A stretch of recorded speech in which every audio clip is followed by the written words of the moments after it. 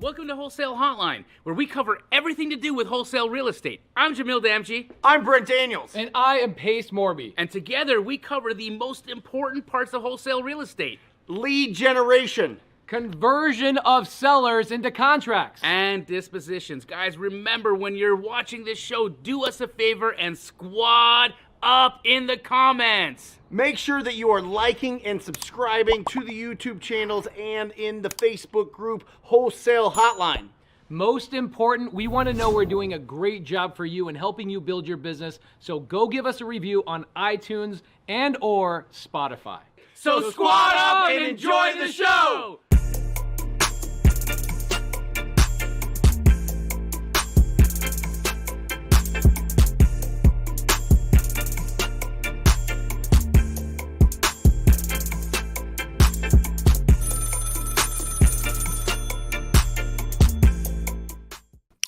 Welcome to Wholesale Hotline number 134.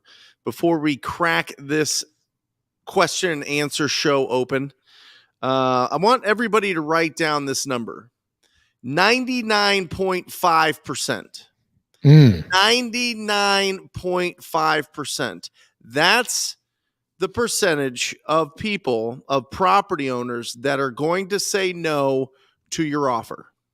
99.5%. It comes out to about 1 out of 200 property owners that you have a quality conversation with, that you find out the condition of their property, their timeline to sell their property, their motivation, and the price that they want. 99.5% of the conversations that you have are going to end up in them rejecting you.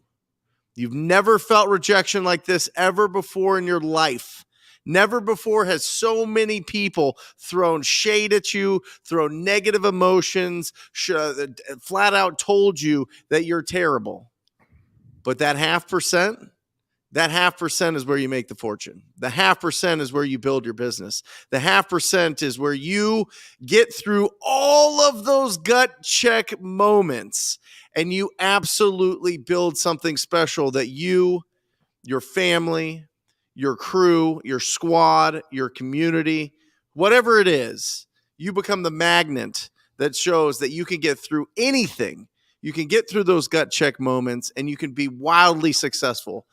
Wholesaling real estate is simple. We are complicated. Us humans are complicated. We are the ones that let our emotions go up and down, positive and negative. And that's the most expensive part of our business. The biggest liability that we have as an entrepreneur are our emotions. And so when we get those gut check moments, we have to absolutely understand we are this close. We are so close to succeeding. And I'm telling you, not a person that you see that is successful has not gone through those moments and has succeeded. And that's the difference between the people that make it in this business and the people that don't. So let's crack this show open. I am so thrilled that you guys are here to join us on Labor Day.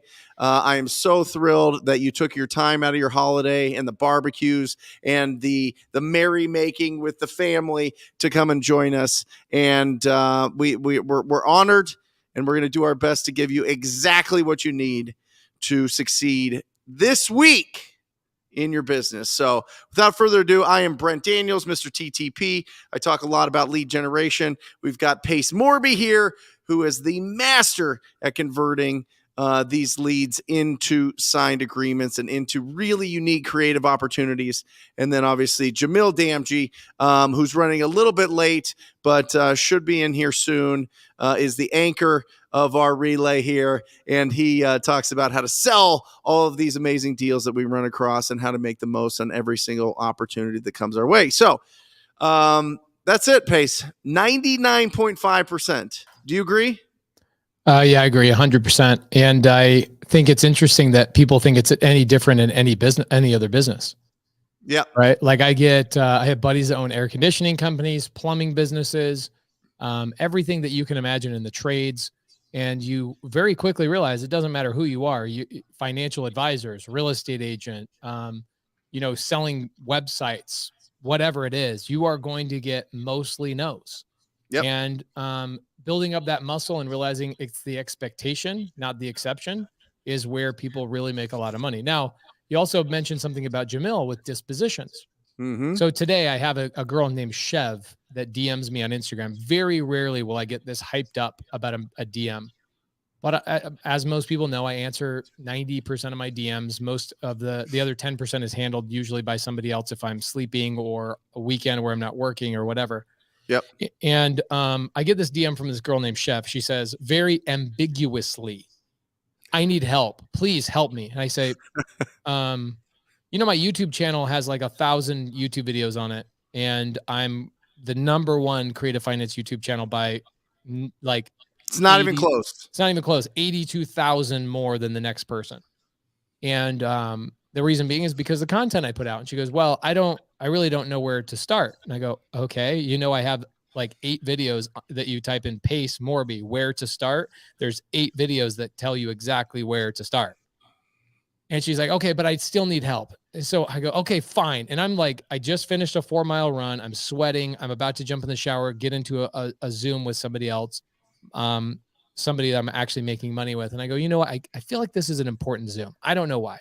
So I go down to my studio, I create an open Zoom, and I send it over to this girl, Chev, in the Instagram DMs. And I go, you have 5 minutes to show up. I will help you, but you have 5 minutes to show up. And she shows up magically. And you know what her #1 problem was in her business? She actually is talking to sellers. She's talking to agents. Her #1 problem is that she's never actually spoken to a customer of her business. Okay. Mm-hmm. So imagine this. Imagine I spend my whole life gathering lettuce, tomato, onions, pickles, mustard, mayonnaise, amazing bread. I go buy a building and I start making sandwiches, but I actually don't ever talk to or attract any customers to my sandwich shop. But you know what? I work really hard. I work really hard on talking to my suppliers, people where I'm getting my food from or my merchandise from, but I never actually appeal to or talk to a customer. And so her problem was she's sitting there talking to agents, talking to sellers, and she's like, I don't know what to do next. And I'm like, so who are you going to sell these deals to? And she goes, well, cash buyers. I go, have you ever spoken to a cash buyer? She goes, no, I've never talked to a cash buyer. How long have you been doing this? She says, 2 years. Could you imagine being a sandwich shop owner and just making sandwiches for 2 years, spending your time, your energy, your effort, but never actually selling a product to a actual customer? So I walked through, and this is what I told her. I showed her how simple this business is. Brent just talked about this. He says, this business is simple. We are the ones that complicate it. Yep. I timed myself. I said, watch me. And in 1 minute and 22 seconds, I was on a phone call with a cash buyer 2 streets away from the house that she was talking to the agent about. And I said, that's the person that's going to help you. You're sitting here DMing me, but you're not squatting up. You're not getting to know people. You're not in our Facebook groups. You're not on our lives. Guys, this business is very simple. Brent Daniels, lead generation, pace, conversion. Jamil Damji is disposition. You need all 3, but you need basically nothing outside of that to get a deal.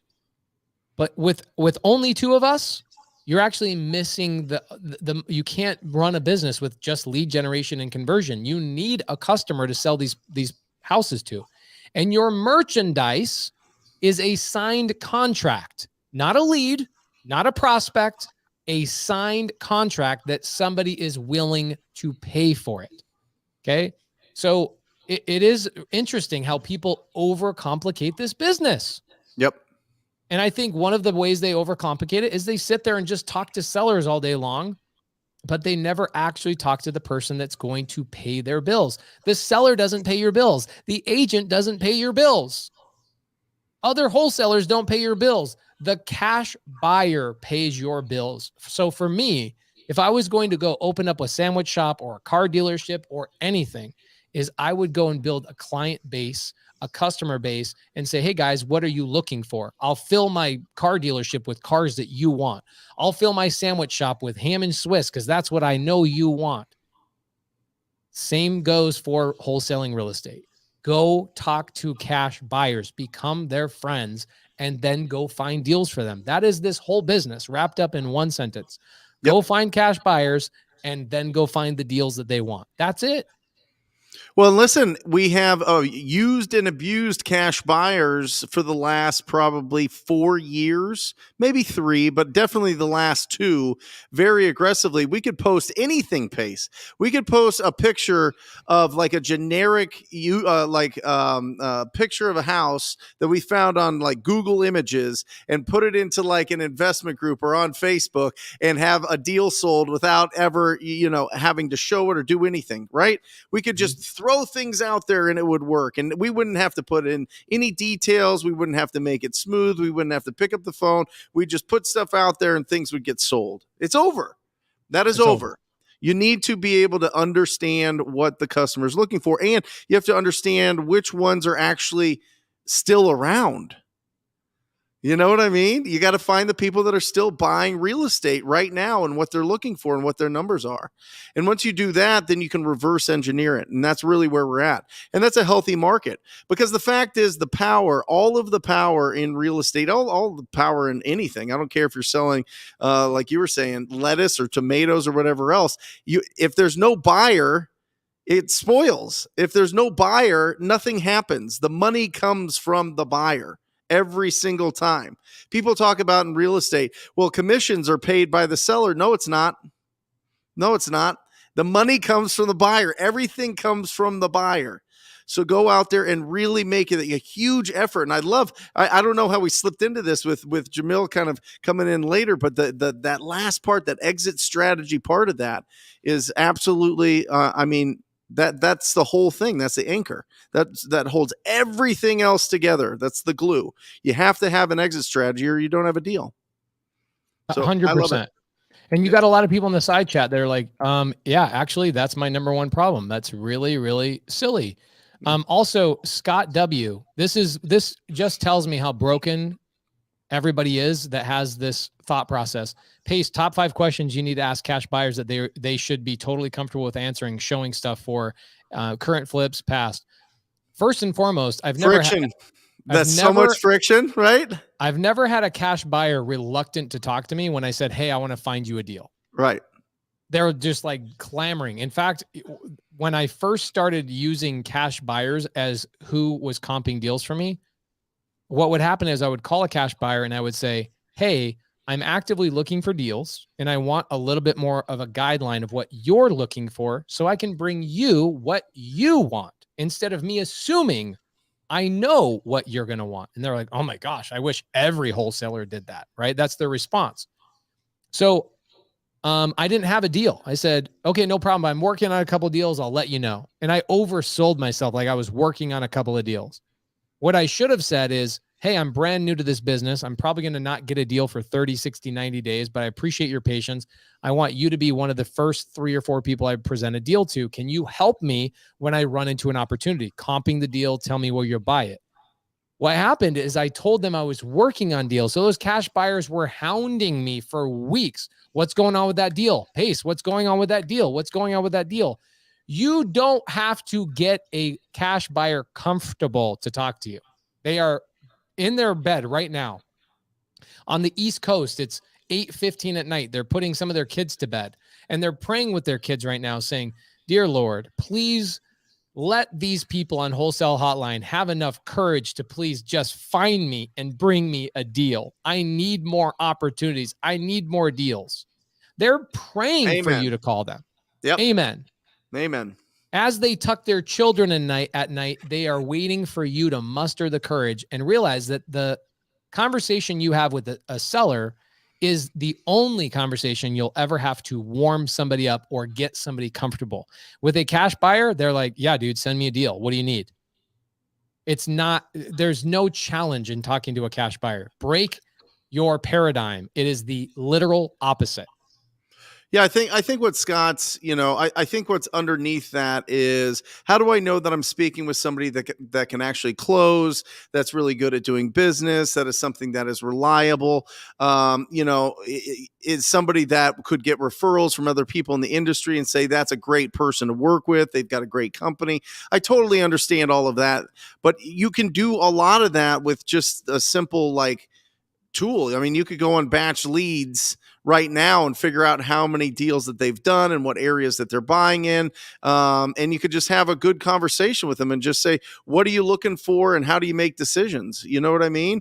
You got to be in service to them and how you could find that. And by asking those questions, you're going to realize if this person is real legitimate or if they're just trying to kind of, throw a smoke screen at you and convince you that they're real buyers when they're not. I would say err on the side that they're real buyers in this market and put it out to as many of these buyers as you can and really build some relationships. Here's the real answer. Okay. The reason why you guys are having a hard time finding buyers is, I'm going to tell you the honest truth, and maybe Brent disagrees with me. Tell me if I'm wrong, Brent. You have been and currently are my mentor. So if I'm wrong, you tell me I'm wrong. If you guys are looking for real cash buyers in Facebook groups, you are doing it wrong. Yeah. What you're doing is you're attracting other wholesalers. Now, if you want to sell your deals collaborating and doing JV deals with other wholesalers, then do it. I do it all the time. But just have the expectation that they are not the real buyer. Yep. They are finding the buyer for you. Therefore, you will have no direct communication with that end buyer. If there's a hitch in the situation, you're not going to hear about it. You're not going to hear the whole situation. In fact, most wholesalers will shield you from the truth. So if you don't want to deal with that, then you will have to go directly to cash buyers. How do I find a cash buyer? Guys, it's incredibly easy. Okay. Watch me find a cash buyer this fast. Okay. Let's do a little screen share. I'll give you guys a little window into this, and Jamil's going to come on here in a second. I think he's in a hotel in California. So he'll be in here in just a second. Okay. This software is super easy. I used to use Batch to do this, but Batch takes a little bit longer to do this. So I'm going to show you the faster way to do it. The faster way to do it is with Privy. Okay. And watch, you guys can time me. Okay. I think Jamil's in the backstage, so he can come in here and chat with us a little bit. But here's how easy it is to find a cash buyer. This is activity, right? These little bubbles are activity. I don't know if you guys knew this, but there's this thing called technology. Okay. Okay. You see all these little houses, 357 listed properties. Okay. So let's say I'm looking at an on-market deal, right? Let's say I'm looking at this $550,000 active listing and I want to reach out to the agent. All I have to do is I click on this house and I scroll down, and Privy will, this one, maybe my internet's a little slow. That's weird. Privy will show me an act of deals that have sold in that area. So let's come in here. Let's go through, I'll go downtown because I know downtown's always got some good stuff. Okay, so let's find something active on the market. Ooh, that's cute. I like that. Oh my gosh, you guys see these little red areas? These are houses that sold. This is sold right here. This was a cash buyer that owned it and sold it. You guys can see these addresses right here. Click on the information. Okay, you can go through and find the buyer, the person who bought this and turned around, flipped it, and sold it. That is your buyer. The person in red is your customer. Okay, this is your customer. So when people say, well, Pace, how do I find cash buyers? You sure as hell don't find them in Facebook. Did you, and they have phone numbers from their Pace? Yes. Today I had somebody go, there's no way it's that easy. And I go, time me. Yeah. And from the second they gave me the address to the time I was on the phone with a cash buyer, it was 1 minute and 22 seconds. Now, again, I work with people all the time on Facebook. I work with my first 100 deals I sold through Keegley. Okay. What I'm saying is, if you want a real cash buyer that you'll never worry about them going around you, then go find the people that have done the projects. Yeah. Okay. It's the same thing. If I want to start a sandwich shop, I probably want to go to an area where there's other successful sandwich shops because I know customers are frequenting that area. I found Jamil through Josiah just on LinkedIn with real estate investor as the tagline. I mean, there's so many ways to go out there and be really proactive about this. Welcome, brother. And he's in here. The anchor. There he is. Jamil, how are you, brother? Awesome. How you doing? We are rocking and rolling. This first 20 minutes has been action packed. I've just been yelling the whole time. It's been good. Yelling? What? Why are you yelling? Because I had this thing where We're I feel excited. like if I yell louder, I think it will seep into people's brain faster. Jamil, blink twice if you need help. Fun. Where are you at, Jamil? I'm in Santa Monica. Nice. What are you doing out there? I'm hanging out with my sister and my mother and my father and our dog and just hanging out, just enjoying my family. Awesome. I saw that baby video thing of you did. Bro, I had a nightmare so bad. Have you seen it, Pace? It's hilarious. There is a video that is like people kissing a baby, but they superimposed Jamil's face on there like a deep fake. And this is, oh my goodness. It is something else. Awesome. It's funny. I've been having a lot of fun with Bobby on my IG, just making meme videos, trying to get the message across that your financial freedom is so close. I can taste it. There you go. I can tell you guys out there in the chat right now that are suffering with bank accounts that have less than 100 grand in them. We're here to help. Well, 99.5, Jamil. 99.5% is what we opened up the show is. That's how much rejection you can expect in this business. 99.5% of the conversations that you have for lead generation is going to be they're going to reject you. They're not going to do business with you. But the 0.5% makes you a fortune. Here's the piece though, Brent. You're absolutely right. You're absolutely right when you are going direct to seller and you are pulling lists and calling homeowners or people in pre-foreclosure or the code violation list. You will get rejected 99.5% of the time. And guess what? You can still make over $100,000 a month getting rejected 99.5% of the time by remaining consistent and following up. Yep. But you want to know where you don't get a 99.5% rejection rate, Brent? Where? Calling agents, talking to agents. Yeah, I think it's even higher. Isn't it 1 out of 300, not 1 out of 200? A rejection. That would be 99.9%. That's not a rejection, my friend. What realtors do, they very rarely reject you on the phone. In fact, what realtors will do is they'll say, I don't have something that fits that bill right now. It's not a rejection, it's a follow-up. And so the key concept if being told no, or if being yelled at, or if being spoken to meanly is hard on your soul, if that's just something that you don't want to wake up and have to endure day after day, that's me, by the way. I don't enjoy interrupting people at dinner time. I don't enjoy interrupting people in the middle of their day. I don't want to call somebody in pre-foreclosure and have a conversation with them about their life and the leprosy that got them there. I don't want to do that. I want to talk to people who have talked to the people. That's the reason why my business has been referral based. It's why I love a buffer between me and my deals. It's why I love a deal that comes from a real estate agent. It's why I love a deal that comes from a wholesaler, because the heavy lifting has been done. And for me, I can then match up that deal with a cash buyer. I can be the cash buyer. I can fix and flip the property. I can do so many things with it. But I prefer when my situation is on a business-to-business relationship-based call. And that's what it is. I'm telling you guys, there's a big difference between B2C, which is business to consumer, and B2B, which is business to business. I deal in the business to business lead generation world. Brent deals business to consumer. Pace deals business to consumer. We all do something different. Does that mean that that the things don't work? Hell no. Pace has one of the most lucrative creative businesses on the planet. He holds more doors than I ever will or I ever do through the strategies that he's collecting houses using.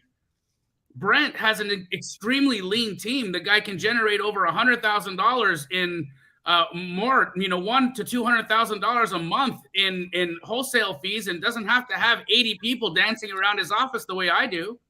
We all have different ways of approaching the business, but they all work. And what you guys have to do is find what works for you, because if it works for you, guess what you'll do? You'll work it. Yeah, this is really important. Know thyself is very, very important, right? I would never force somebody to cold call or door knock or what have you. Meanwhile, I've got a student, Alexis Morgan, who got her first 2 deals last month door knocking foreclosures as a brand new 20-year-old in this business. Okay. But I don't tell people that they should go door knock. I tell them it is an avenue that will lead you down success, but you need to know your personality, what you will do on a daily basis. And if you're just forcing yourself to do things all day long, I would tell yourself to pause and realize that there are so many different strategies to be successful in this business.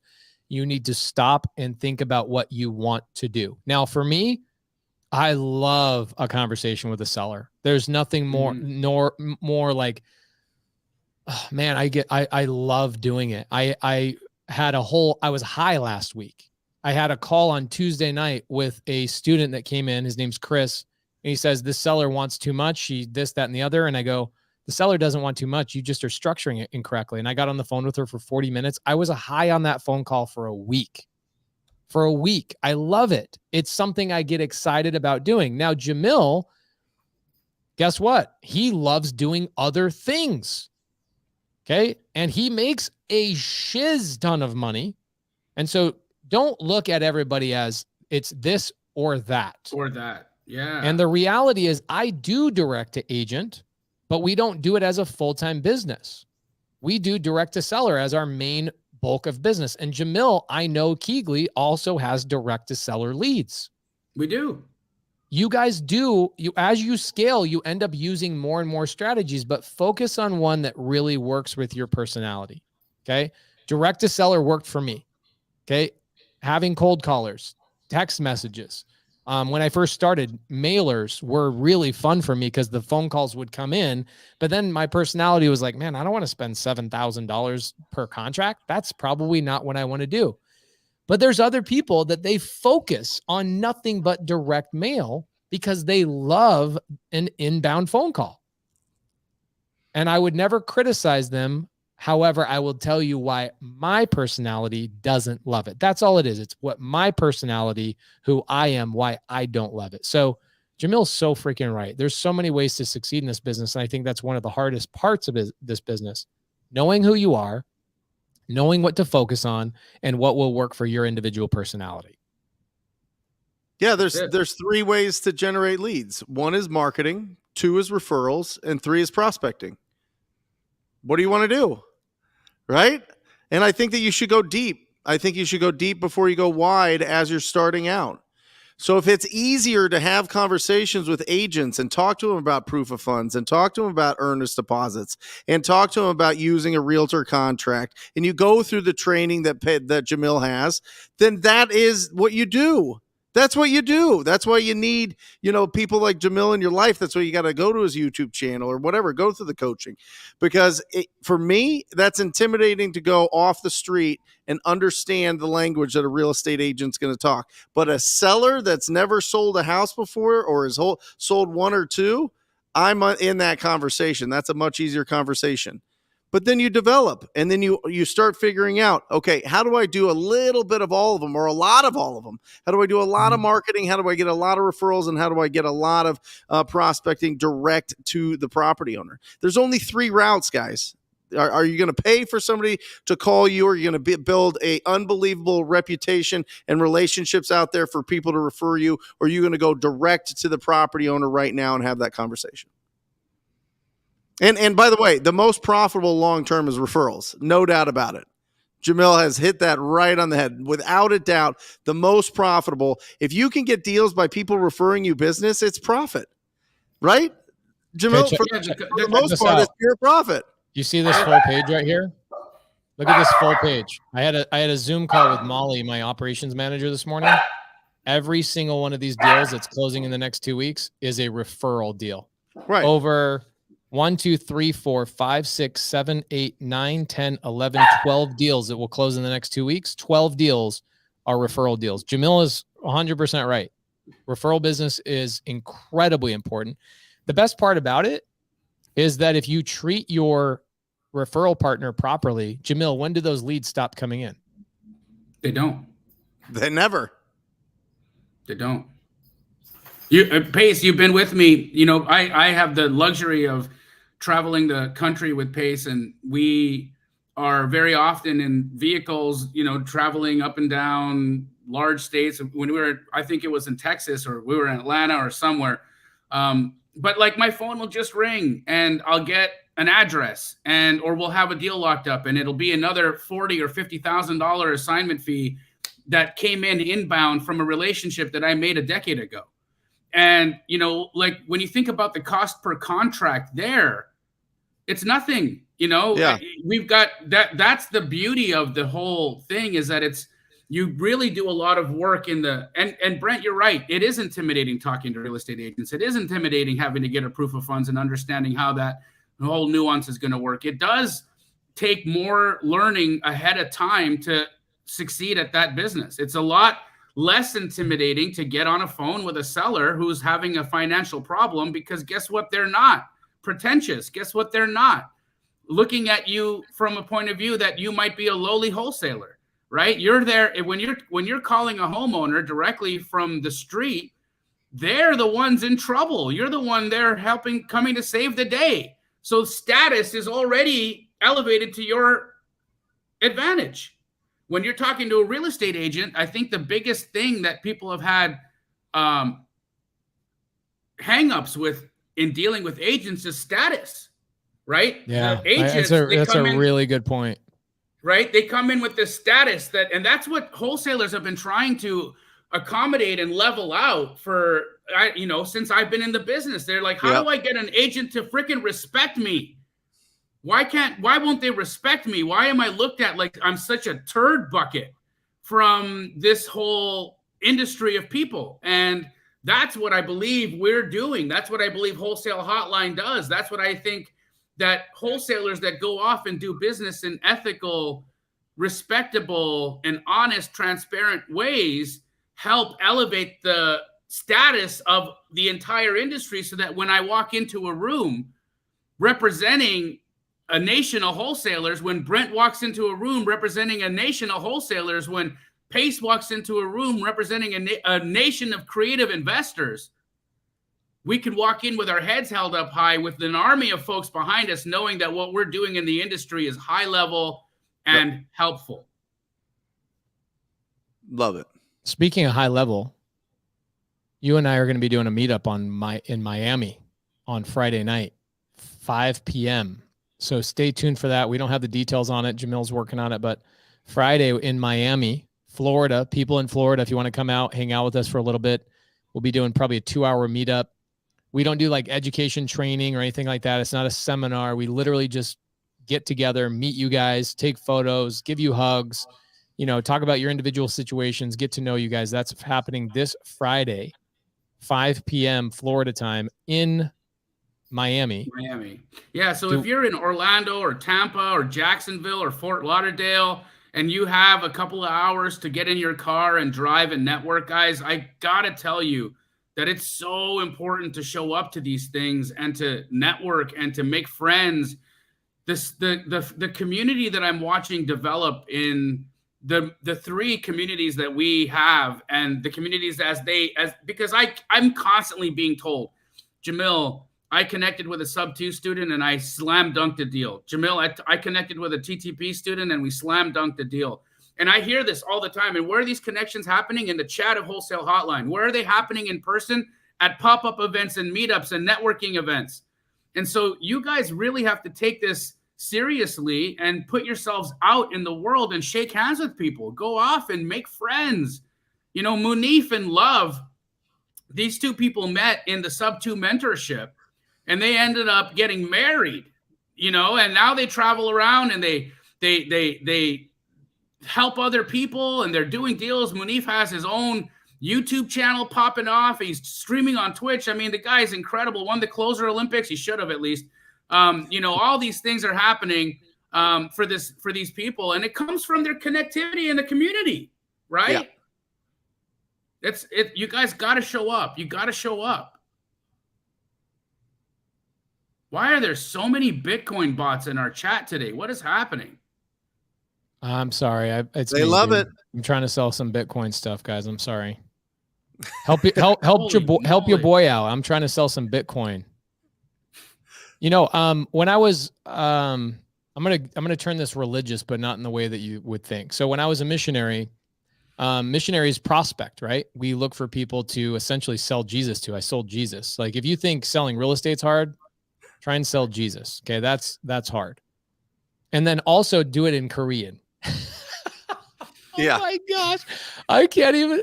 And then do it on top, and on top of that, do it while sleeping on the floor with cockroaches climbing over you for 2 years.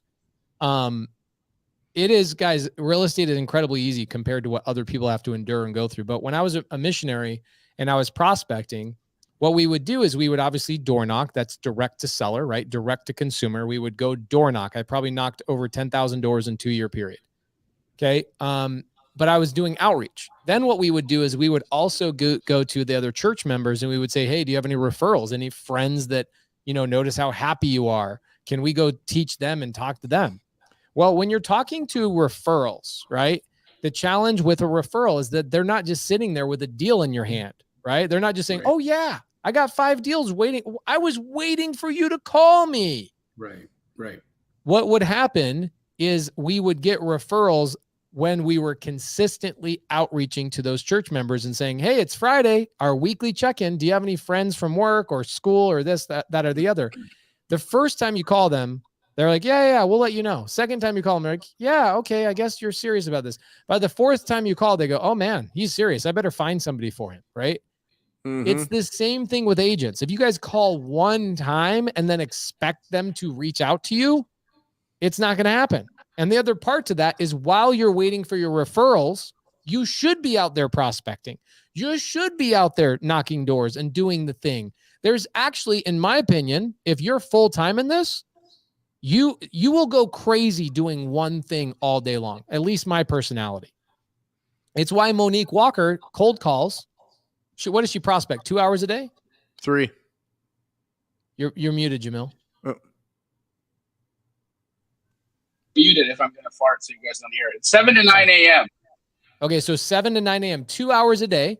She keeps her sanity, so she's cold calling her list. She's cold calling 2 hours a day, staying consistent. And then the rest of the day, she's networking and figuring out, you know, she's doing her fitness. She's doing her other stuff. If you guys are full-time in this business, my personal opinion is you should not be doing one strategy. You should be doing a couple different strategies sparsed out throughout the day. So your day is exciting, fun. You never do anything more than 2 hours because 2 hours goes like that. And I think Monique Walker has really got that figured out where she does outreach. And then the rest of the day, she's networking and building relationships and going to networking events and stuff like that. So it was the same thing when I was a missionary. If I knocked doors all day long, I would have never made 24 months in Korea sleeping with cockroaches. But it's still proactive pace. You're still being wildly proactive during those times, whether you're calling agents or you're calling direct homeowners. It's still, you have to decide, are you going to pay for people to call you or are you going to use your time to reach out to people? It doesn't matter if you're building your referral database, which everybody should start building from day one. Absolutely. I mean, call agents, call homeowners, calls, just be proactive. Talk to people all day long. And that's how you build up the business. I don't think that there's anything different. The difference, I think, their pace is, I think that when you're reaching specifically out and doing the follow-up, it's like a regular lead follow-up. You're following up with these agents to see if they've got anything going on that week, to let them know that you're still around, to let them know that you're active, to let them know that you actually respond when they reach out to you, which, Jamil, right? Most people don't respond to a text message within, 10 or 15 minutes and then it's gone, right?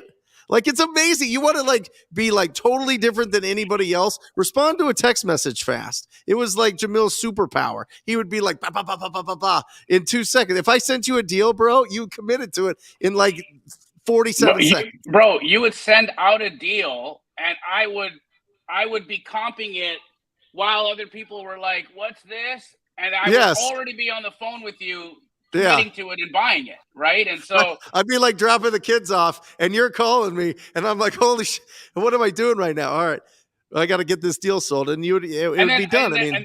And then I learned that wholesalers realized if I was calling that they probably left money on the table. And so that started to come back and bite me in the butt. So I had to pivot, I got a good one right here. Nathan says, what market would you go to if you had $50,000 to get a good Airbnb?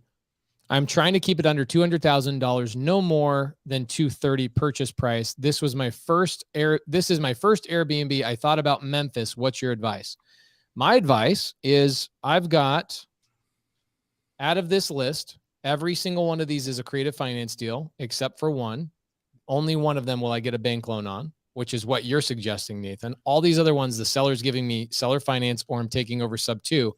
The first two are in Atlanta, less than 20 grand out of my pocket. The next two are in Florida, 20 grand each out of my pocket. This one is in Mesa, Arizona, right down the road, $7,500 out of my pocket. This one's in Buckeye, $7,500 out of my pocket. So you tell me, where should you go to get an Airbnb? Go where the creative finance, go where the sub two students have deals. Go where there's a deal that you don't need a loan and you don't need $50,000. Go where you can, like on the one in Florida, I'm buying this deal from Ingrid in Florida. Ingrid's getting 10 grand and the seller's getting 10 grand. The house is fully renovated and it's a block away from the beach. Wow. 20 grand. So I'm not having to renovate. I'm not having to do anything there. So there you go. There's lots of deals out there. Creative. I'm overwhelmed. Look at this. Is there areas you wouldn't do Airbnb, Pace? You know what I mean? Like places that are maybe tough to get to for airports or something like that. You shouldn't be doing deals in those areas in the first place. Stop even doing wholesale deals where it's hard to get to an airport. You stop it.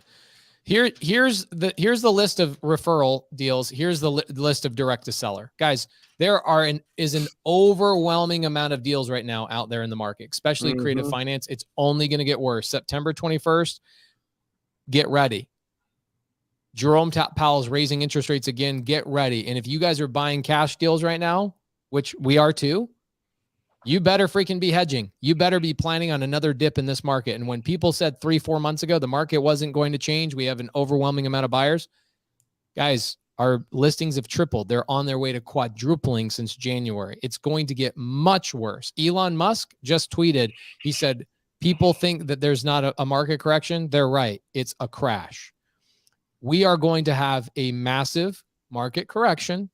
So if you are buying cash deals out there, make sure you are buying and hedging. So for example, a year ago, I would have bought a cash deal as a fix and flipper and said, I'm okay with 10% net profit. So meaning if the ARV is 500 grand, I want to make sure I have a target of netting $50,000 on a fix and flip. Okay. So right now we're looking at 20%. We have moved our number to 20%. If we can't target a 20% net profit on a deal, we won't even look at it. Not even going to even entertain it, comp it, not even for practice, not even going to waste my time. Jamil and Brent, have you guys started adapting to the new norm in this current market? Yep. Right now in Phoenix, Arizona, we're still committing to and buying deals, but we're buying at 62% of ARV, not minus repairs or minus. What was that before? What was it before? 70, 75. Okay, so you dropped 8%. Right now, in some cases we drop more, and we went up to 75% of ARV. We're down to 62. So We dropped about 13%. 13%. What about you, Brent? 25% is what we build into every single deal for profit. So it's back to the old. I mean, we have Jerry Norton on here breaking it down for us a few weeks ago. He said ARV, if it's above 350, he doesn't touch anything that's under 350. But I think 250 is the baseline there. 70% minus repairs. That's what we're looking at. And that builds in enough for us to be able to kind of get to Jamil's number. You know what I mean? At that 62%. How do you know where in Miami that is Airbnb friendly, meaning no Airbnb restrictions? This is common. There are some websites that are coming out, but what I see most Airbnb managers doing is they actually call the city and they call the zoning and they give them the address and say, is this currently regulated? It is a little bit more work, but you can get it directly from the city's mouth rather than a third-party website. Pace, what do you think the future of regulation goes with short-term rentals on a mass scale? Because that, to me, that's the biggest risk that I see the short-term rental market facing in the foreseeable future is just heavy regulation and the lobbying of the hospitality industry hammering municipalities to crack down on Airbnbs in neighborhoods because of zoning. I think that it's a serious threat. So, for example, the first two deals I've gotten in Atlanta, Jamil and I are probably going to walk both these properties in Atlanta when we're there in 2 weeks. So we'll probably end up doing an Atlanta meetup there with you guys. But both of these properties are going to corporate rental. I'm not even entertaining Airbnb. Atlanta is very heavy on Airbnb regulation. They're very similar to LA County. And they're starting to say you have to be a resident and you can only have one license per resident. So I'm changing up my strategy of my exit strategy. So these two deals are going to be corporate rentals in Atlanta. Florida is not heavily regulated, so I'm doing both of these Airbnb in Florida. And then I've got a deal in Buckeye, Arizona, that is really not an exciting Airbnb area. So what am I doing? I'm turning that into sober living. I have a good relationship with 3 sober living companies here local in Arizona, and I lease to them at an inflated rate. It's not Airbnb rate, but I also am not in charge of repairs. I'm not in charge of cleaning. I'm not in charge of managing. It's almost like a triple net lease when you do sober living. So I hand the property over to them, and I get about 30% more on rent for a sober living house than a regular traditional rental. So I think what you're going to see is you're going to start seeing a lot more sober living pop up. Because think about what's going on in all over the country. This fentanyl thing is serious. If you guys are, by the way, you know about, you guys know about the zone in Arizona? Yeah, in downtown. In downtown Phoenix, it used to be 300. It used to be 180 people in 2018. It now has over Thousands. 12. Yeah, exactly. 1,200 active people every day. And on weekends, it's close to 2,000 people converge on that one spot. Guys, sober living with fentanyl and all of these things is going to become a major, major business. So what I would do is start establishing some relationship with sober living houses and say, what would it take for you guys to lease this property from me? You don't have to manage it. You don't have to deal with it, but you can get an inflated rent. So for me, I'm doing a little bit more of that. Pace, does a sober living absolutely increases a rental P&L, right? It could quite possibly double what you'd be getting in rent for a property. Would you agree? Yeah, it doubles it. And then I also have very little management as well. Does that convey or does that translate when you are refining or trying to get a loan against the property or selling that property for cash flow? Can you use the inflated rents from a different business model to gain higher equity position or to get more equity out of a property because of the greater P&L? So what you're asking is either A, let's say that I currently am running a sober living facility in my property and I have an inflated cash flow. I want to go to another buyer and go, hey, I have an operating business inside of this house that's making more money than normal. I would like to not just sell you the house, but also an operating business. Therefore, it should get me a higher sales price. That's a great question. When I was doing assisted living with Eric Sage 4 years ago, we sold all 4 of our assisted living businesses. not the houses. We sold the businesses and the houses came with it. Yeah. But those were generating like $60,000 a month per house. Sober living's more like $5,000. And there's nobody licensed in any of these things. There's very little government regulation.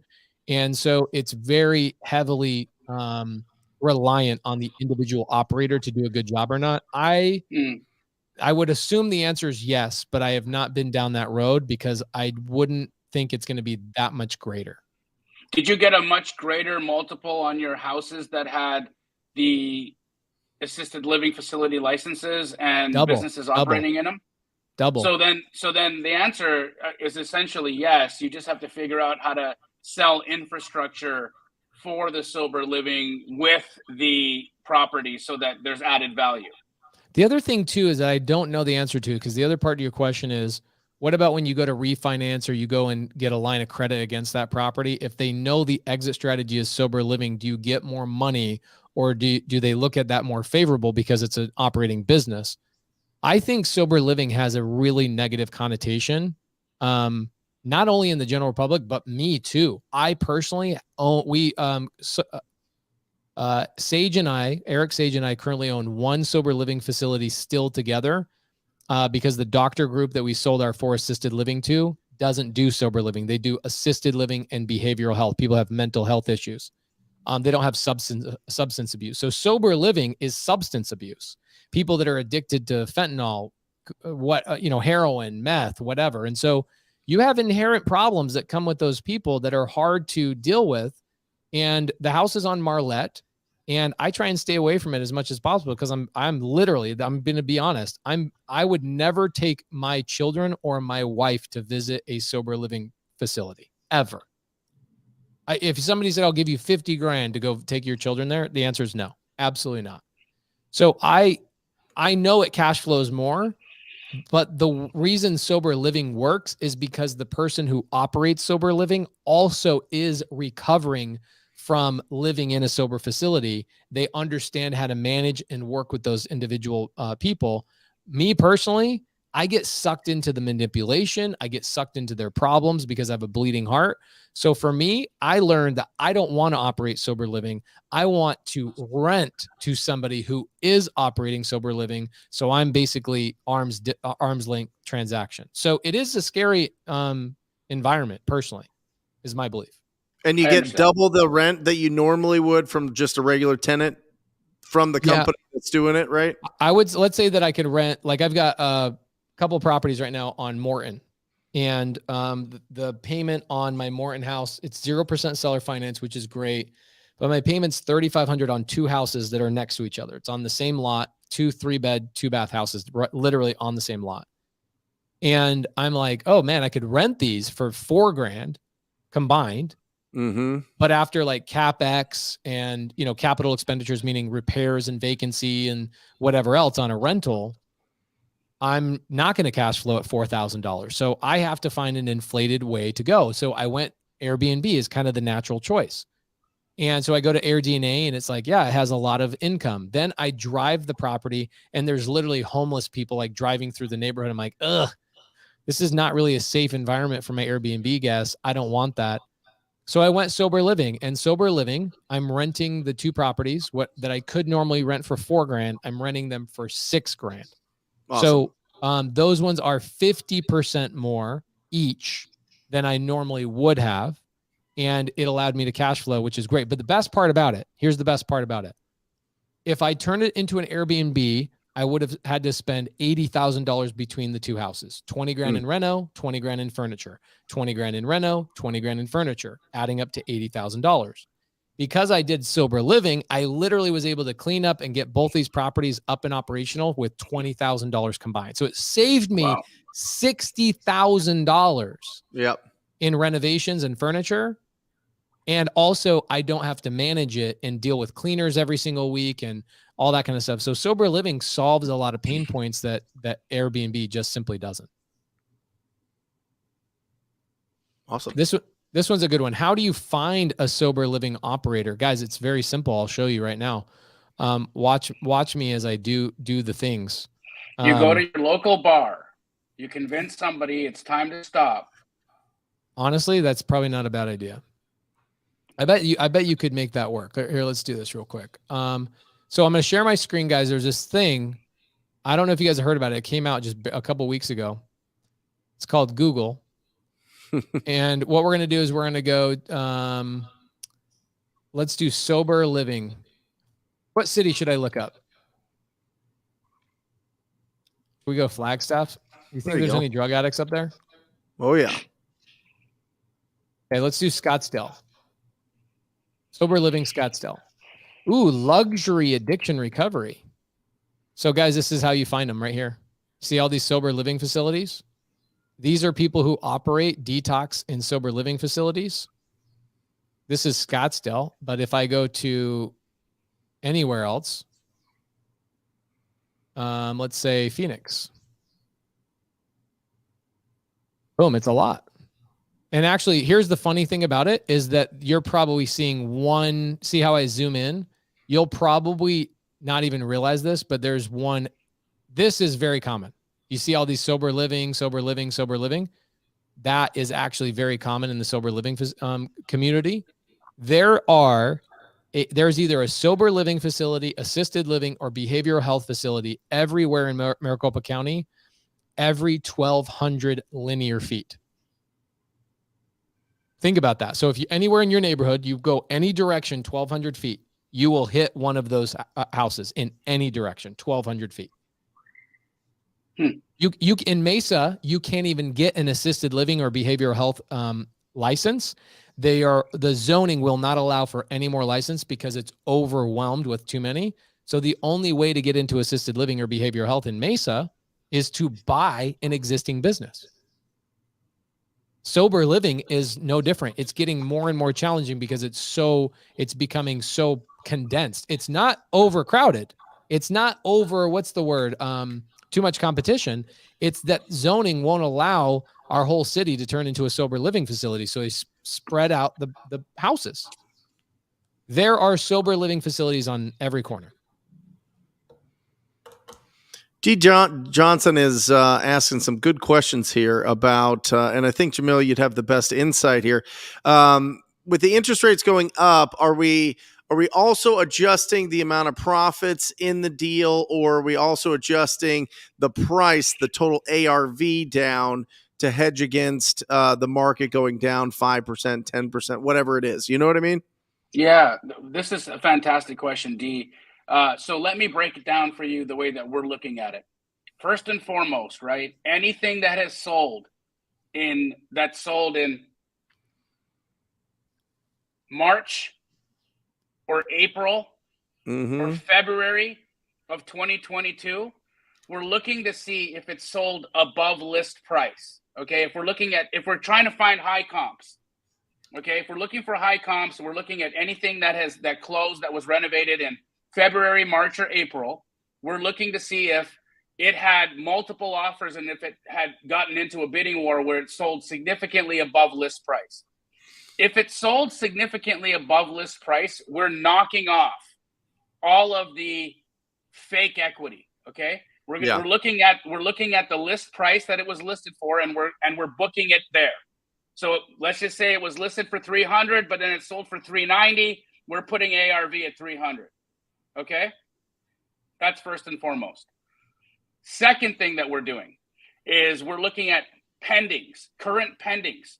So what's on the market right now that looks renovated in and around the area where our subject is, and what is the pending renovated properties sitting on the market at as pending? That's giving us a general indication of where the ARV is trending to, okay? The third thing that we're doing is we are taking the ARV that was, let's just say, pre-February, and we're going to bake in a 10% drop below that. So let's just say ARV was 330, and now we are wanting to see the same house today. We're saying ARV is about 300. Okay, so we're really being conservative. And you know what? We haven't had any problems getting deals. In fact, I have more calls, more referrals, more deals coming to me today than I've had since 2015. I bet you do. I bet you do. It's not just post it and it gets sold type of day. It's Yep. not, but I'll tell you what, we're spending a lot more time placing those deals, right? So we're we're turning away more deals than we've ever turned away since 2015. Wholesalers are bringing us deals and they're saying, hey, sell this for me. And we're saying, sorry, we can't. You've locked this thing up way too high. You just haven't made the adjustments that you need to make for today's current market conditions. You haven't adjusted your ARVs down yet, and you need to be. So, and we're sorry, go ahead. I said, D, that was a fantastic question. And it's something that everybody on this live should know about, that you absolutely have to make these adjustments. But if you make the adjustments, the buyers are ready and they still want to take these deals. They just want to know that you're thinking about them. Your buyer wants to know that you're thinking about their bottom line, that you're thinking about their future, that you're thinking about their profit margins. And if you can create that kind of a relationship between you and your buyer, they will stick. They will buy, because look, even if renovators, even if fix and flippers right now are breaking even for their next 2 projects, they will do that to keep their crew. Yep. Yeah, we're spending as much effort in selling the deals as we are in finding the deals. And I think that that's something really, really, really important, that if you're going out there and you're making hours of calls to find these opportunities, you got to put in hours of calls to sell these opportunities. I know some big companies that literally they will load up with 3 or 4 deals, shut all of their lead generation off, switch all of their callers, all their acquisition managers, everybody in the office, everybody on staff, to just start calling through every single buyer that there is in their marketplace to place these properties, because the buyers, one, are tired of getting all these investor lift emails that are just totally clogging up their inbox, and they're not real deals. They want somebody to bring it to them, right? I mean, I thought investor list just like automatically sold your deals. That's what I was told. It was, yeah, they automatically sent out every single deal to every single buyer, and it's bananas. Bro, something's going on there.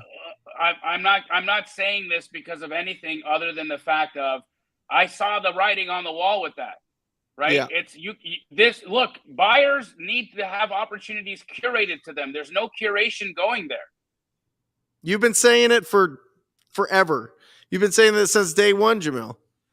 You've been saying, hey, build a relationship with these guys. And we're listen, Jeremy had the conversation, my disposition manager. He's like, I'm really working hard to sell these deals. And some of these guys I have to get over a big hurdle because I really stiff-armed these guys to get the highest price on all of our deals for the last couple years. And he's having to go re-engage these relationships. Interesting. Yep. Roger says, is Pace doing any meetups in Florida anytime soon? Roger, that's a great way of telling me that you showed up to Wholesale Hotline late. Jamil and I are doing a meetup in Miami Friday at 5 p.m. Do I know the location? Not yet. We are currently working on it, but stay tuned to our Instagram stories. If you watch my Instagram stories every day, you'd have a pretty good idea of what I'm up to and where I'm going, etc. So pay attention to the Instagram stories. Thomas Pierce has asked me this 3 or 4 times. Apparently, I didn't post about this, but my students post about this like crazy. I did a deal breakdown today for 105 units I'm closing on next Friday. I'm going to buy 1,000 doors this year. You believe that? 1,000. The goal was 500, and I thought that was lofty. When I was writing my goal down, I was like, no, man, swing for the fences. So I went for 500, and we'll close close to 1,000. So anyway, we broke down a deal for 105 units. It was private sub-2 student Zoom only. I'm sorry, Thomas. A bunch of my students must have been posting about it, but it was just a breakdown of a deal. I'm closing next Friday. It's a Morby method transaction, meaning the seller is carrying back a portion of the financing, so I don't have to come into the deal with any money, which is cool. And then there's a really freaking good question in here that I was super excited about. Okay, this one's an interesting one. Okay, because I hear about this one all the time, like HOAs in condo associations will have like a no rent policy and stuff like that. Jamil, do you know about this? Do you ever run into these types of deals? Yep. What's the rule of thumb? What am I missing on these deals? Why are they good deals? Why are they bad deals? What should you watch for? So the reason why they're more challenging properties to sell, and they make harder deals, because essentially you take away the capacity for a buy and hold investor to cash flow the property, right? They can't legally get in there and rent the property out. Now, Tony Schwartz has an interesting workaround here. He talks about giving away a 1% ownership of the LLC to your tenant and make them a technical owner and then allow them to rent. Tony, here's my answer to that, right? When you are sitting in front of a mediator or a judge or an HOA, and they're coming after you for having a tenant in a property that's quite obviously a tenant because it's not the owner living there. They technically own 1% of the LLC, and this is the workaround that you're trying to have your tenant agree to working through with you. Remember this, right? You're now asking your tenant to come in and lie for you under oath. You're saying, hey, you're in on this with me, right? We're in this together, Mr. Tenant. You're going to pay me rent for the next 24 months as an owner of this house.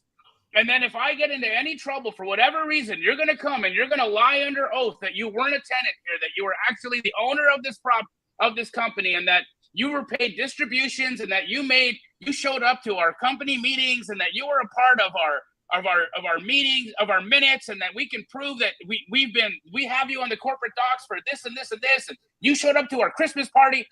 I mean, come on, right? This is why those types of shenanigans don't work, man.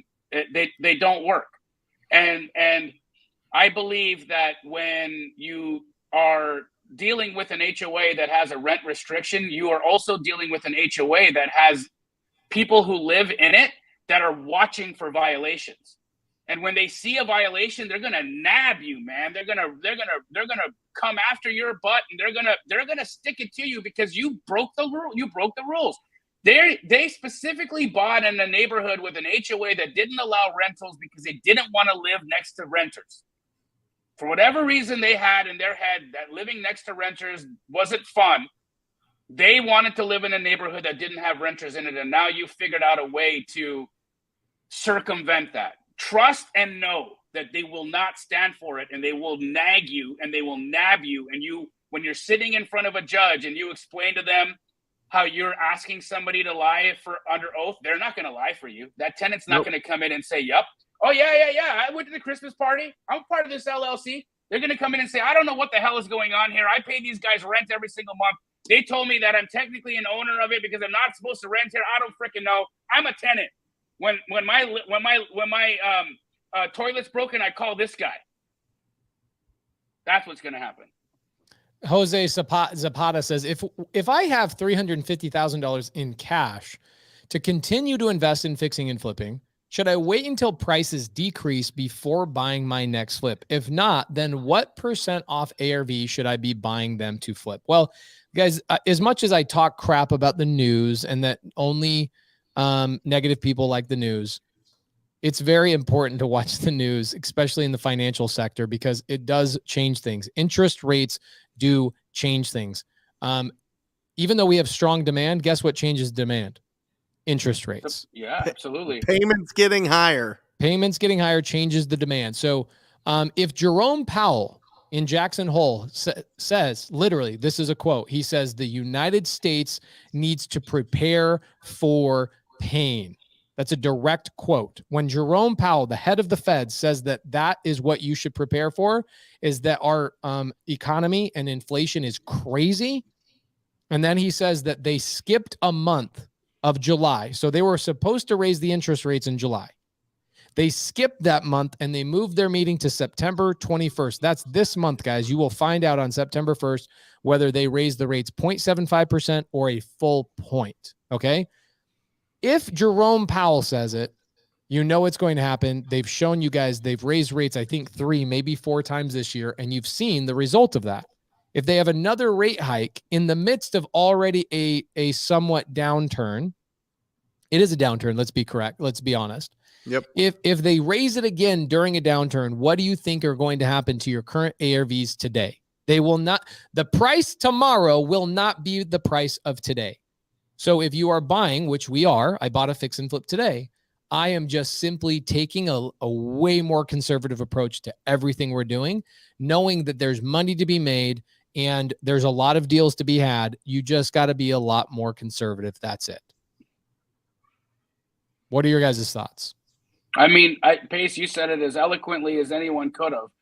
I think that if you're looking for a standardized answer on what percentage you should be knocking off your ARV, I would say right now my money's on 10 to 15%. Agreed.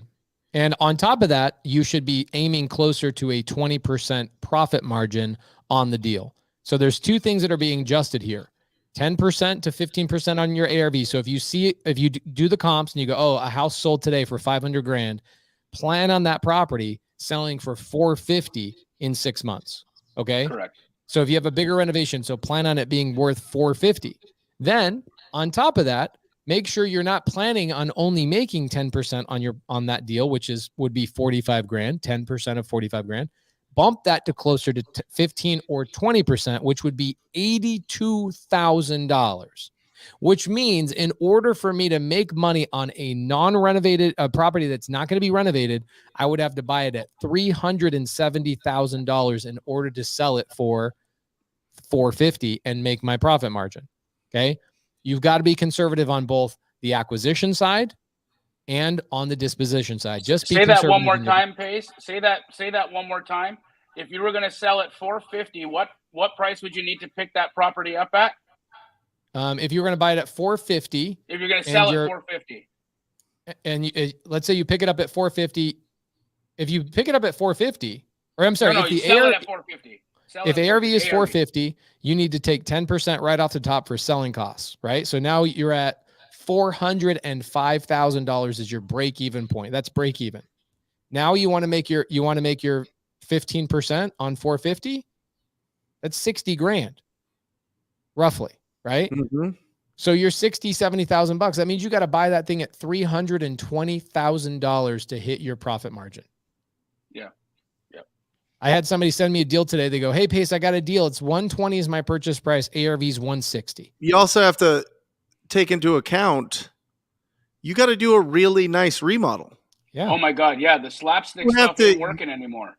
And I say this suggestion, and maybe this rubs people wrong, but if you don't have somebody with design experience that's really good, preferably a female, seriously, you're going to get crushed if you bro out these remodels.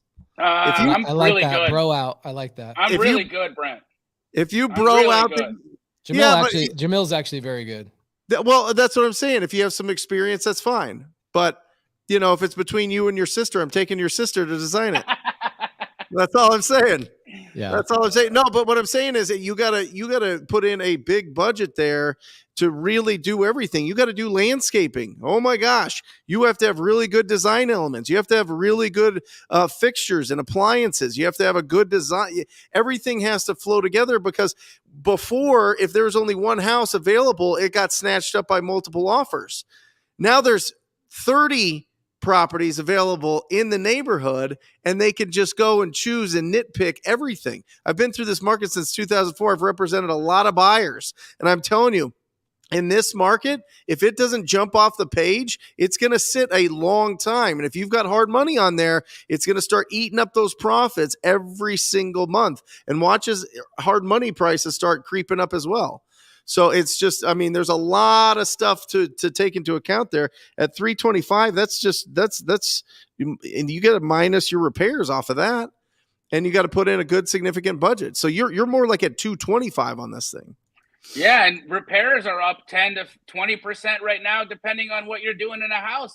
Inflation is a kick in the kneecaps right now. You can't even get stuff still. We still got the Port of Long Beach right now backed up. I literally live. I can with my binoculars, I can look at the Port of Long Beach from my house, from my balcony, and I can see the ships coming in, and they're lined up, bro. They're lined up into the Pacific. As far as the eye can see. The ships are lined up waiting to come into port and to drop off the tile, to drop off the countertops that I ordered 6 months ago. That's it. But again, and Scott said, if it's a deal, it's a deal. Just make sure it's a deal. Yep. Yeah, we're buying. That's the thing. You're always going to find buyers in any economic situation. It's just buyers are going to adjust. That's it. Yeah. That's all there is to it. So it's our job to educate the sellers on this. Right. It's our job to educate. Okay, this is what's going on in our marketplace. This is what's going to happen. That price that I told you last October, it's not good anymore. That price that I told you in April, it's not good anymore. Right? Everything needs to be adjusted, and being truth tellers, truth seekers, we have to go there and lock up these deals at a price that's going to actually cause it to sell. It's not just locking it up to hope and pray that you can go get out there and sell these things. You know, there's people right now, Pace and Jamal, that are locking up deals that they know they can't sell, to put a memorandum of contract on it to get paid $5,000 or $8,000 or $10,000 from the seller to get it released. Yeah, it's me. I'm starting a mentorship around it. It's disgusting. I mean, I'm telling you, it's absolutely. It's my name's going to be Pace the Shark. Right. Yeah, there you go. I mean, it's crazy. I mean, you're going to go out there and tie up a property for the next. Yeah, I caught it too. I'm blowing past it. 90 days. They're tying up these properties for 90 days on a 90-day contract, and then put a memorandum on it, and then don't let them sell it unless they clear the title. I mean, that's just desperate. I don't get Jamil to laugh that hard that often. That was pretty good. You got him. You got him. Yeah, boy. Okay, so here we go. Does anyone have creative deals for sale? I'm looking for something that would be a good Airbnb. So Nathan, here's what you got to do. Okay, this is part of squatting up. What you do is you see the people that are active. Okay, to see the people that are active in the Facebook group. Okay, Ingrid, Sam Singh, Laura Smith. She's doing a sub-2 deal right now. Actually, I'm her lender on that sub-2 deal, which is cool. Okay. There's a lot of people that are active in here. Nathan, the goal should be to get off Wholesale Hotline tonight and actually call 4 or 5 of them and say, I've got money. I want to buy a deal from you. Build a relationship with people outside of Wholesale Hotline. That's where the money is made, right? Tinder. This is Tinder right now. You're just dating each other in the side comments. You guys need to go out of the comments and go get married. Go do some deals together. Okay. How do they tie the knot or a bow tie? Okay. That's really funny. We know what's most likely going to happen to home sales, home prices. What do you guys think will happen to rent prices in the next year, in the next 5 years? What do you guys think is going to happen? I'm happy to jump in that conversation. I think that rent is in trouble. I think that rent is it. Look, we haven't solved the inventory problem yet. Okay, here's why. Because we still are not constructing and building enough houses. Now, are you saying that rents are going down, or renters are going to have a problem with rents going up? Rents are going up, bro. Rents are going to still go up. And this is why I'm seeing it. Because we are still in an inventory, a total construction. We still don't have enough houses. Now we've got interest rates that have made builders pause that construction even further from catching up to what they were behind from the 2008 crisis. Add to that interest rates locking people in their homes.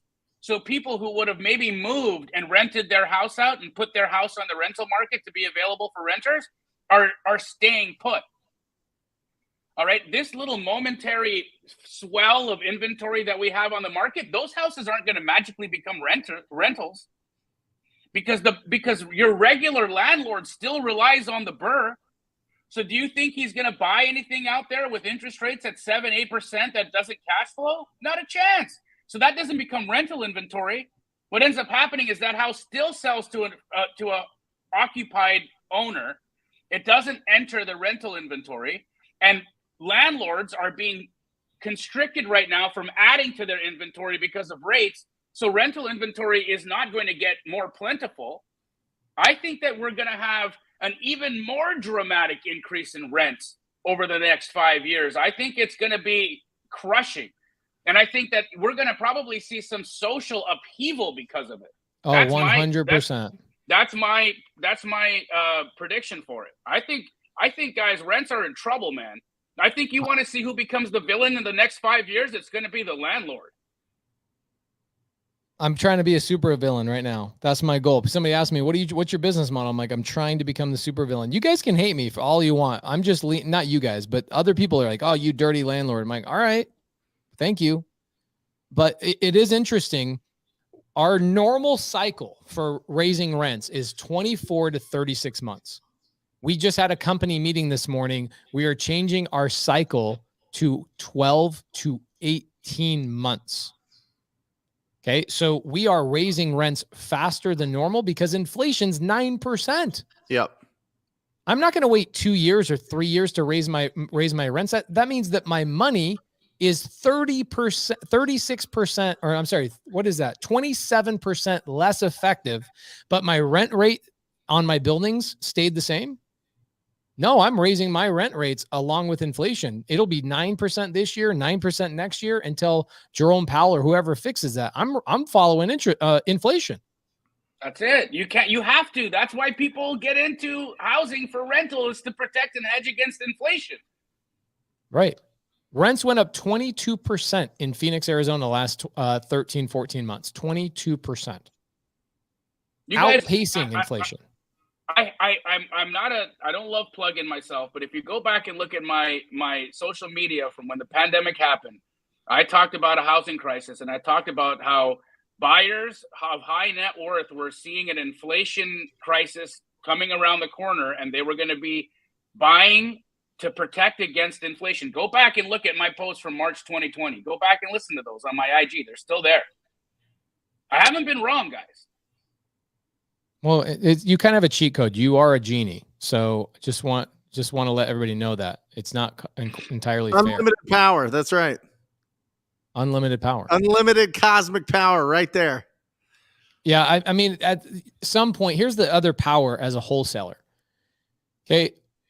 Even when fix and flippers slow down, I can tell you right now, there are a lot of buyers that do buy cash. There's doctors, attorneys, people are making a ton of money in this. The economy is actually, we have really low unemployment. True. It's an interesting economy. So there's a lot of business owners making a lot of money right now. I should know a lot of our friends are making a lot of money right now. I'm stuck driving a Prius. We got friends driving not just one Lambo, but like 2 and 3 Lambos. Okay. So people are making a lot of money right now. Jamil, are your buyers at Keegley only fixing and flipping? Hell no, bro. Are they chasing rentals? Are they going after and trying to fight inflation off by maybe selling stocks and actually dumping their money into real estate? Absolutely, they are. They're going in all cash positions in their real estate. That's a big thing that I've been watching people do. They're doing a lot of creative, a lot of sub-2. Guys, Pace has been screaming this from the rooftop. He's been screaming it from the rooftop, and those who listened have been benefiting from it. People have been going in there, and they've been doing the exact strategy that you've been talking about, and they've been picking up houses at 2 and 3% interest rates, and they've been maybe they're overpaying by today's price, or today's who gives a crap ARV. If it cash flows, it cash flows. They're yanking up creative deals, or yanking up sub-2s is like more than you would ever imagine. Those have become massively popular, and they will remain popular. And then beyond that, if you've got an opportunity right now to really, really, really place funds, like if you've got access to cash right now, if I was you, I'd be hitting multifamily, and I'd be hitting multifamily sellers hard, bro. I'd be hitting those guys like pow. I'd come in pow. Because these multifamily buildings, with the interest rates doubling, guess what's happened to the value of the multifamily building? It's halved. You can go in there, pow, and steal that shit. Yeah, I've got that 105 unit deal. It was a $12 million building. Interest rates rose. I bought it for $8.5 million. I'm going to do a quick rental raise. Like, we're going to raise the rents, and it'll be worth $11 million again in 12 months. I mean, we got a 40% discount on that deal because of interest rates. Mm-hmm. Multifamily is huge right now, right? I'm going to be flying to, I'm going to fly to Texas. I'm going to visit 3 properties I've bought multifamily, seller finance, all three seller finance. And it's going to take me 3 days because I got to go to Corpus Christi, then Houston, then back up to San Angelo. Because now that I own that property, we're switching out the property manager. And I'm looking at these deals and people are like, how? I'm like, guys, multifamily sellers are getting destroyed right now. They're losing not 10 grand, Big 50 time. grand, millions of dollars. Millions of dollars. I wonder, you know, that 53 unit in Arcadia, I wonder what that thing will end up trading for. Do you have any guess on that? 7 million. Interesting. From 12 million to 7 million. From 15, bro. We had a buyer at 15. Damn. So guys, everything's going on sale, which is great. It's a wonderful time to get in. And I look at people back in 2006, 2007, 2008 that are like, oh my gosh, the world's falling apart, which we're not going to go through that. That was an absolute anomaly that we went through.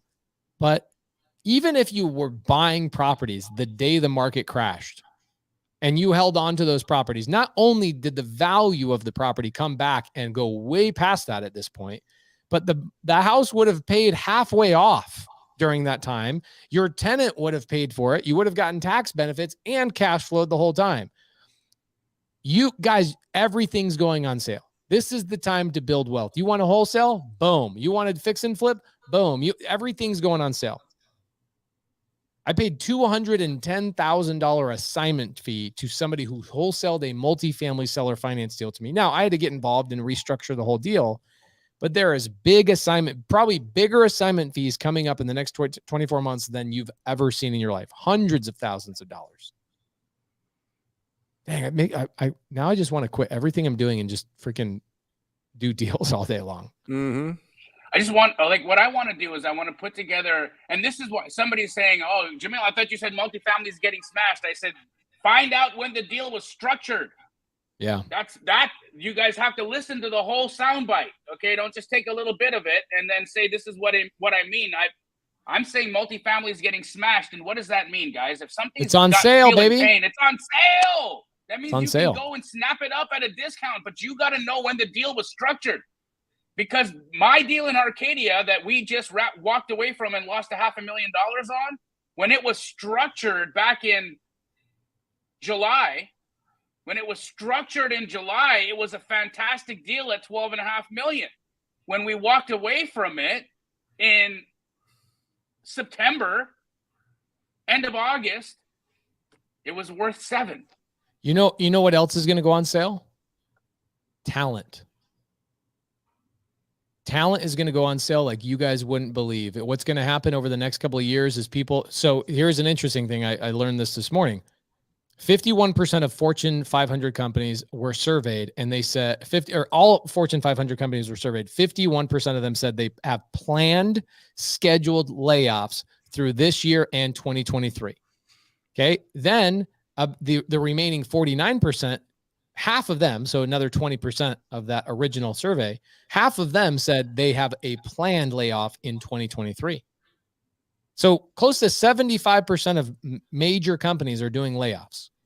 If you guys are looking for acquisition people, you're looking for operations managers, you're looking for project managers, you're looking for anybody, this is the time you gobble up amazing talent. This is where you build a business. Jamil, your company's talent is not selling deals. Your company's talent is actually hiring amazing good people. Yep. Like the best people I've ever seen in my life work at Keegley. That's your guys' product, is your customer support, your user experience, and the people you work for, or the people that work for you, are the ones that provide that to your customer base. So you guys are going to gobble up some amazing talent you guys will change people's lives by letting them work at Keegley. So keep that in mind, everybody. You grow. This is when they say wealth transfer. You guys hear the largest wealth transfer, blah, blah, blah, blah, blah. This is what we're talking about. Okay. Another thing to take into consideration. Okay. I've got a laundromat that I'm buying on seller finance right now. We're in negotiations. There is a major play happening right now with all these baby boomers that are getting ready to retire. and they don't have anyone to sell their businesses to, nor do they know how to sell their businesses. So what they do is they just go, I'm done. I'm shutting down my plumbing business, shutting down my air conditioning business, my laundromat business. I'll just sell the real estate.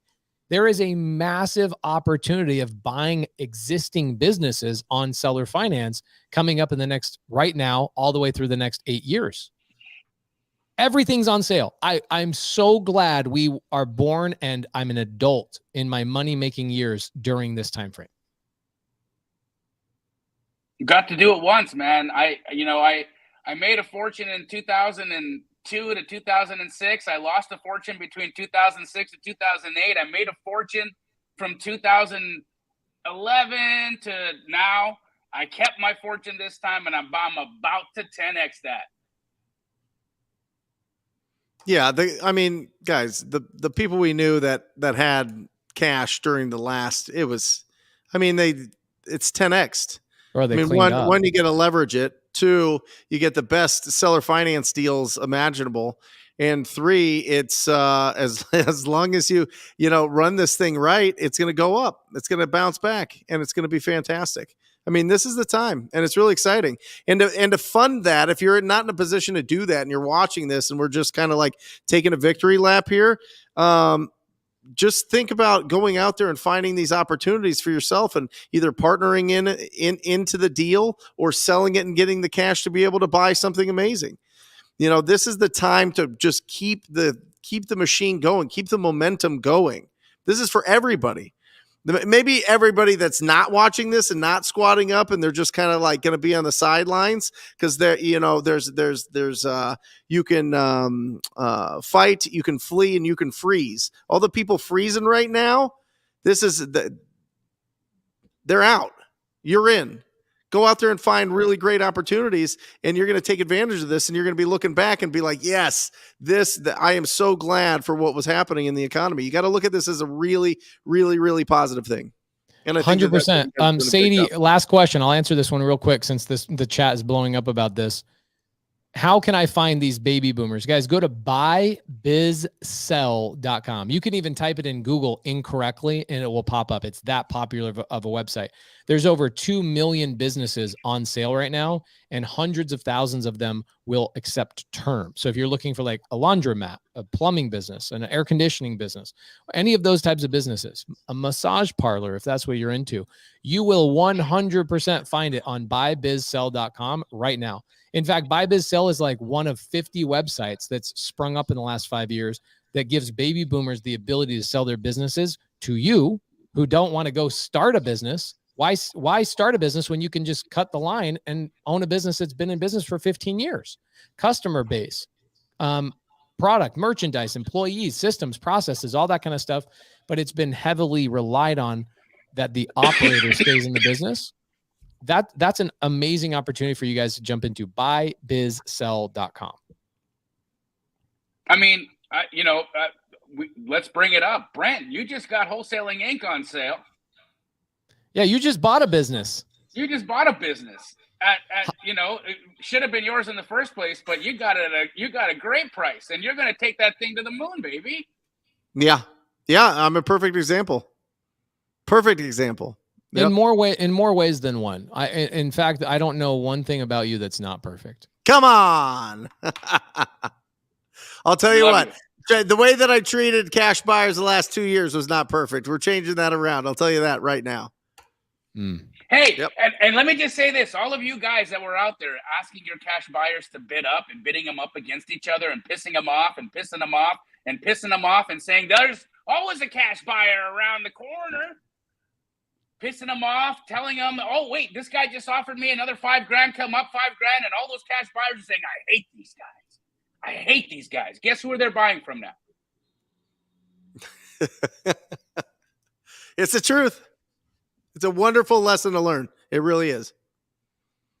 What do you guys got going on this week? Wednesday, 10 a.m. Sorry, you going, Jamil? Nope. 10 a.m. Pacific Standard Time. We've got the live show for 2 hours. I'll see you there. Progress, Not Perfection show. I'll see you there. 2 hours live on the Brent Daniels YouTube channel. Jamil.